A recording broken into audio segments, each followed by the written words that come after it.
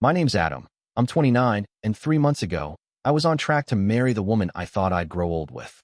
Her name's Lauren. She's 27, smart, charming in public, and complicated in private. From the outside, our relationship looked picture perfect. We met during lockdown, bonded fast, and moved in together within 6 months. We'd been inseparable ever since.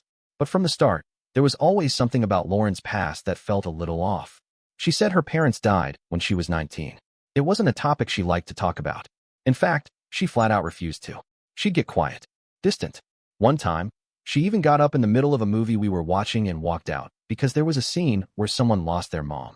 She told me her childhood was hell, that her parents were emotionally abusive, that she ran away when she was 17, and that when she tried to reconcile, they rejected her, then passed away in a car crash not long after. It was heartbreaking, and I believed her. When I proposed, she cried in this way that made my chest tighten, like maybe no one had ever truly committed to her before. I thought I was lucky to have her, thought I was helping her build a new life. I had no clue that most of what I knew about her was built on lies. The unraveling started with something stupid, completely accidental. I was logged into our joint laptop looking for a recipe Lauren saved weeks earlier, some kind of cauliflower pasta thing, and I noticed an old browser tab she'd left open in another window. It was Facebook, except the page wasn't hers. It was a man's profile, someone named Robert M. Same last name as hers. At first, I figured it was a cousin or something. But then I looked closer at the photos. There were pictures of Lauren. Not recent ones. These were old. Kid Lauren. Teenage Lauren. One with braces, one at a birthday party, one where she was holding a trophy at some kind of science fair. The man in the photos looked just like her. My stomach twisted. I clicked on the About page. Location, Westlake, Ohio. Married. Listed as spouse, Diane. Same last name. I couldn't stop staring at the screen. I refreshed it. Scrolled. Both alive. Both active. They'd posted vacation photos 2 weeks ago. One caption read, "Throwback to our last trip before Robert's surgery. Grateful to be alive, grateful for family." Family. I checked Lauren's birthday. It matched one of the comments under a photo. Can't believe our baby girl's turning 25. She wasn't an only child either. There were pictures of a younger boy. Same nose, same dimples. I should have confronted her right then. But something told me to wait. Instead, I did something else. Something I'd never done in the 5 years we'd been together. I messaged her mother. All I said was, "Hi, I'm Lauren's fiancé. I'd like to talk." A week later, her parents had the wedding invitation in hand. I mailed it myself. I didn't even tell Lauren. The day I told her I'd invited them, we were sitting on the couch folding laundry. She was in an old hoodie, humming to herself, totally at peace. And I, like an idiot, thought this was the right time to bring it up. I said casually, "Hey, I hope this is okay, but I found your dad's profile and invited your parents to the wedding. Thought it might be time to reconnect." I barely got the last word out before she dropped the towel in her hands and stood up like she'd been electrocuted. "What did you say?" Her voice was flat, cold. I repeated it, this time slower. That's when she screamed. It wasn't fear. It wasn't shock. It was something else. Raw, ugly, like a fuse blowing out. "Why would you do that?" "What?" She started pacing, grabbing her hair. Her eyes looked wild. I'd never seen her like that. "They're dead, Adam. Dead." I told her I'd seen the Facebook page. I told her I'd seen photos from this year. I told her they looked healthy. She didn't even try to deny it. She just froze. Then she whispered, "You don't know what you've done." I asked her what she meant. She didn't answer. She locked herself in the bedroom and wouldn't come out until the next morning. But that night, after she'd shut the door, I did something worse. I opened the message from her mother, the one I'd been avoiding, and read every word. Would you like me to continue with chapter 2? It will reveal the mother's message, the deeper secrets, and Lauren's manipulation history, all with the same emotionally grounded tone and long, slow burn pacing for YouTube. I sat alone on the couch that night, the glow of the laptop screen the only light in the room. My hands were shaking. Not from fear, not yet, but from this creeping sense that I had just stepped into something way bigger than I understood. The message from her mother had come in almost immediately after I'd sent the invitation, but I hadn't read it. I wasn't sure why. Maybe I was hoping the truth would go away if I ignored it. Maybe I wanted to give Lauren the benefit of the doubt for one more day, one more hour. But now, after that scream, after the way her entire face changed the moment I said her parents' names, I opened the message. "Adam, we've been trying to find her for years. Please tell us, is she okay? Is she safe? We are her parents. We are not perfect, but we have never, ever stopped loving our daughter." She told you we were dead? That's not the first time she's done this. There's so much you don't know. If you're willing to talk, we'll come to you. We just want the truth out before she hurts anyone else. Diane and Robert. That last line stopped me cold, before she hurts anyone else. It sounded dramatic, like something out of a Lifetime movie. But something about it made the hairs on my neck stand up. I didn't know what to believe. And then I started wondering, had she lied about other things? I started replaying every story she'd ever told me. Every time she shut down when we talked about her childhood. Every moment that didn't quite line up. Like how she said she was homeschooled, but also talked about school dances. How she said her parents were emotionally distant, but she still wore the same necklace her mom had supposedly given her as a child. How she flinched when I mentioned looking at wedding venues near her hometown. I decided to meet her parents. We agreed on a public place. A diner off the freeway about 20 minutes away, where nobody would recognize me. I wore a baseball cap and kept my head down. I don't know why. I wasn't famous, just embarrassed. When they walked in, I recognized them immediately. Not because I'd seen their photos, but because they looked exactly like her. Her mother had the same eyes. Her dad, the same tired way of walking, like they both carried years of something heavy. We talked for nearly 2 hours. They brought photo albums, letters, copies of old police reports. And then they told me the part of the story Lauren had never mentioned, the part about her younger brother, James. When Lauren was 17, she'd run away from home, not because she was being abused, but because her parents had caught her pushing her brother down the stairs during an argument. James was 9. He fractured his collarbone. They tried to get her help, therapy, counseling, family intervention, but Lauren refused. Then came the worst part. She filed a false report against her parents, claimed they had locked her in the basement. The investigation fell apart within days. There was no evidence, but the damage was done. After that, she left, changed her name, cut all contact, told everyone they were dead. And now here I was, sitting across from these two people. Not monsters, not manipulators, but parents. Tired, aging parents who still had a daughter they loved, even if she hated them. I didn't know what to say. I drove home in silence. Didn't even turn on the radio. When I walked through the front door, Lauren was on the couch. She looked up at me like she knew exactly where I'd been. Her face didn't ask anything. She just said, "So what did they tell you?" I didn't lie.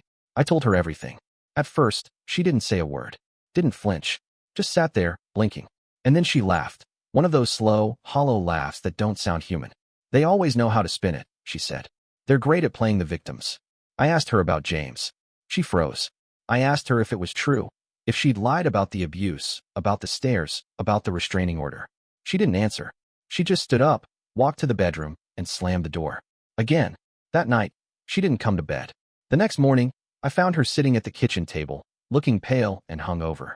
There was an empty wine bottle by the sink. She'd poured herself a glass of water but hadn't touched it. "I knew if you ever talked to them, I'd lose you," she said quietly. "That's why I lied. I needed you to hate them too." She didn't deny any of it. Not the stories. Not the staircase. Not the restraining order that turned out to be against her. Not from her. She looked me straight in the face and said, "The only way people stay is if you give them a reason to." I asked her what that meant. She didn't explain. She just whispered, "Please don't leave me." That was the moment I realized something I didn't want to admit to myself before. I wasn't looking at a victim. I was looking at someone who knew how to play one. The next few days were like living with a stranger. Lauren acted as if nothing had happened. She cooked breakfast, kissed my shoulder while I worked, even suggested we do a cake tasting that weekend. But every time I looked at her, something in me recoiled. Like I was sharing a home with a ticking timer, just waiting to find out what would go off next. I couldn't sleep. I kept staring at the ceiling, replaying her voice in my head. The only way people stay is if you give them a reason to. What did that even mean? Was I a hostage and didn't know it? I needed answers. Real ones. And I knew where I had to go next. Her brother. I didn't even know his last name now. But her mother had given me a hint. She said James was going to college 2 states over and had posted something on LinkedIn a few months ago.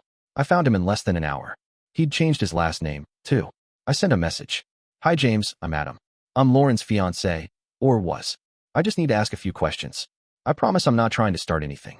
I just need to understand." He replied later that night. One sentence. I figured she'd find someone eventually. We agreed to talk on the phone. What he told me in 20 minutes cracked the last piece of the illusion I'd been clinging to. He remembered everything. How she'd lied to their parents to get him in trouble. How she once told his 5th-grade teacher that their dad hit them. He didn't, and the claim was dropped, but not before CPS showed up at their house. He told me about the stairs. Said it wasn't even an argument. She was upset their parents made her stay home from a party, and James walked into the hallway at the wrong time. She pushed him. Hard. What chilled me wasn't the injury. It was what happened after. She told their parents he fell. But then, when they confronted her, she snapped, called her dad a predator, said her mom ignored the abuse, screamed until the neighbors called the cops. When nothing stuck, she packed her things, stole her mom's emergency cash, and vanished. They didn't hear from her again until 3 years later. Through a Facebook post, someone else tagged her in. "Whatever she told you," James said, "I hope you don't find out the hard way." I asked him what he meant. He sighed, then said, "She doesn't break things right away. She makes you love her first. That's the trick." That conversation lit something in me. I started replaying everything. The strange way she hated my best friend. How she once suggested I block him after he joked she had main character energy. The time she asked for control over the wedding fund, just for convenience. The fact that she'd already talked me into cutting down visits with my mom, who she said was passive-aggressive. She was isolating me. Slowly, quietly, and I almost didn't notice. That weekend, I went into our shared email and opened the wedding folder. Lauren was the one managing it. I found emails I hadn't seen before. One thread with a wedding photographer she'd requested I not use because he was too expensive. Her message: "My fiancé thinks it's out of budget, but I'll move things around. He doesn't need to know." Another one with the florist: "We can say his mother's allergies make Lily's a no-go. She's annoying anyway." And then one from her to her old roommate. It's hilarious watching him play the perfect husband-to-be. Men are so easy to control when they think you're broken. I stared at the screen so long my eyes dried out.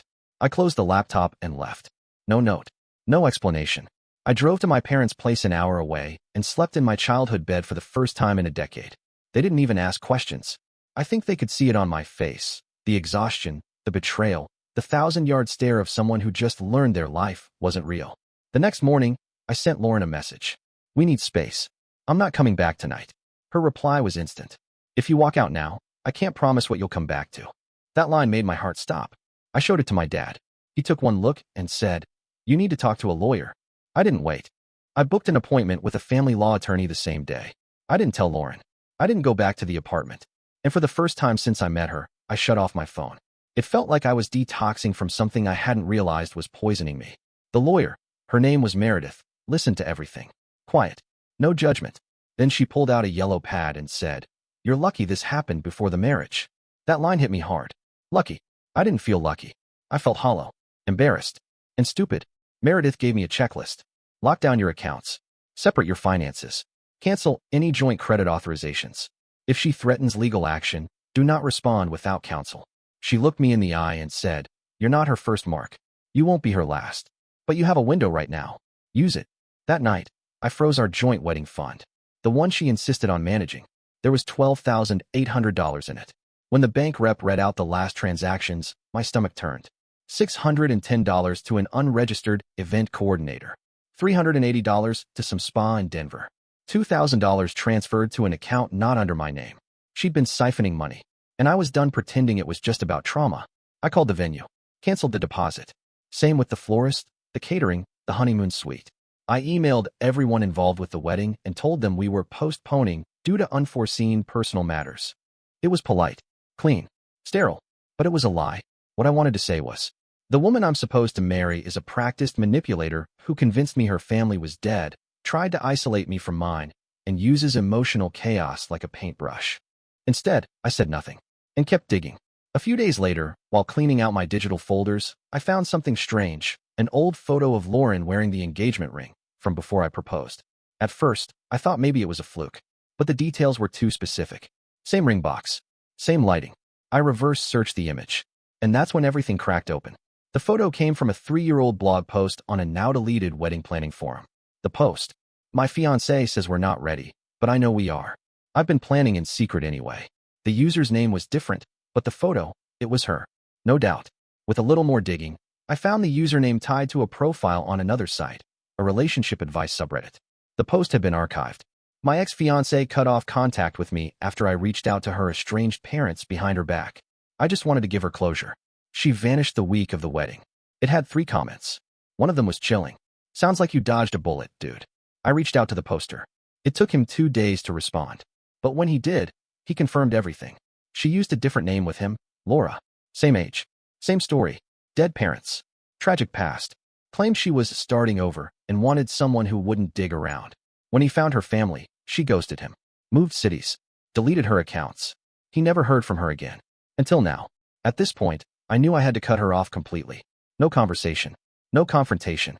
Just clean removal. So I sent her one final message. "Lauren, I know everything. The accounts are frozen. The wedding is canceled. I will be forwarding evidence to legal counsel. Please do not contact me again. She didn't respond. Not that day, not the next. But on the third day, I got a call from the apartment concierge. She's here. She says she's locked out. And, oh, she's screaming. The concierge's voice was tight. She's here. She says she lives there. She's demanding to be let in. I asked one question. Has she done anything threatening? He paused, then said, she threw her purse at the glass and called me a paid-off little puppet. I told him not to open the gate, that she didn't live there anymore. Her name wasn't on the lease, never had been, and I'd already sent in a notice of removal to building management. Then I hung up and braced for the fallout. She showed up 3 more times that week. The second time, she brought a friend, some guy I didn't recognize. They sat outside the building lobby in a parked car for almost an hour. Engine running. Lights off. I didn't go out. I didn't engage. The third time, she came alone. Knocked on the glass until her knuckles bled. I called security. They filed a report. I didn't want a scene, but it was already happening, quietly, and without my permission. Mutual friends started texting me. Some neutral, some accusatory. Hey, is it true the wedding's off? Lauren says you've been acting paranoid. She told us you're being manipulated by her parents. I didn't reply to most of them, except one. Jake, a friend from college who'd always had a level head. He called. I answered. I told him everything. Not with emotion. Just facts. The fake stories. The stolen money. The previous engagement. The falsified death of her own parents. The attempted isolation. The lie about the restraining order. When I finished, he said nothing for a few seconds. Then, Jesus. Man, that's next level. He promised to help me get the word out, quietly, respectfully, not in some gossip chain, but to the people who needed to know. And then he asked a question that stuck with me. Do you think she believes the stories she tells? I didn't know the answer, but something told me it didn't matter anymore. That night, I gathered everything I had, screenshots, emails, texts, bank records, the forum posts, the photo timeline. I put it in a single Google Drive folder and shared it with my lawyer, just in case. I also shared it with her parents. Her mom replied with one line. We always hoped the right person would see through it. We're sorry you had to be the one. The final straw came 2 weeks later. She left a voicemail on my work number. I hadn't given her that number. She had to have dug for it. The message. If you think you're the first person to try and fix me, you're wrong. But you'll regret being the first to betray me. You'll see. That message crossed a line. I forwarded it to Meredith, my lawyer. She recommended filing a restraining order, not just to protect me, but to create a paper trail. We filed the paperwork. That same week, she was served at her job. She didn't scream that time. Didn't send a message. Didn't post anything. She just disappeared, the way she had before. But this time, I wasn't the one left in pieces. I had built something quietly behind the scenes. A support system. A legal record. A reputation she couldn't twist because I'd gotten ahead of her. The venue refunded what they could. My parents helped me cancel the rest. Even the airline gave me partial credit for the honeymoon flights. The only thing I couldn't return was the ring. And honestly, I didn't want to. A month passed. Then 2. No calls. No texts. No new accounts. No random knocks on the door. Just silence. It's strange how quiet can feel heavier than chaos. For weeks, I kept expecting her to show up again, outside my work at my parents' house, through a new phone number or fake email. But nothing came. Lauren had vanished. And this time, I didn't chase the ghost. I started to reclaim my routine. Slowly. Quietly. Like waking up from a long, bad dream. I went back to the gym. Started eating real food again. Answered messages I'd been ignoring. Cleaned out the apartment of every trace of her. The photos, the trinkets, the framed quote she insisted on hanging in the kitchen that said choose joy. I donated the dress she picked for my niece to wear at the wedding. Canceled the storage unit she'd insisted we rent for overflow decor. Sold the couch she picked. Changed the locks. But I kept the ring. Not as some bitter trophy. Not to pawn off. I kept it because I needed to remember that love without truth isn't love at all. It's just theater. And I had played a part for far too long. A few weeks later, I got a letter. Not from her. From her brother. James. It was short. Handwritten. No return address. You did the right thing walking away. I never had the strength to tell her no. You did. I hope you don't carry it with you like I did. She only wins if you let her take your peace, too. That letter broke something in me, and healed something else at the same time. For the first time in months, I let myself breathe all the way out. Life moved on. My friends came back around. The ones who hadn't chosen sides, or who realized maybe I hadn't gone crazy after all. One of them even told me later. She had this look, man, like she was always 2 seconds away from either kissing you or ruining you. I laughed. A real laugh. The first one in a while. I moved apartments. Got a different job in a nearby city. Nothing drastic, just enough to start fresh. My therapist told me something that stuck with me. When someone builds a world out of lies, walking away from it is the bravest thing you can do. Because the people inside that world will fight like hell to keep you there. I still think about her sometimes. Not with anger, not with grief, with caution. Because people like Lauren don't come with warning labels. They come with stories that pull you in, make you feel needed, make you feel like the only one who gets it. And before you know it, you're rearranging your life to protect someone who never really existed. If you're watching this and something feels familiar, if your partner's past doesn't add up, if they isolate you, rewrite memories, make you question your own instincts, trust yourself. Silence is a clue. Gaps are a clue. Rage when you get too close to the truth is a clue. I didn't walk away because I stopped loving her. I walked away because I finally started loving myself. And that's the story. If you're still here, that means you're one of us. So go ahead, hit that subscribe button. I drop new chaos every single day, and trust me, tomorrow's story, it's even worse than this one.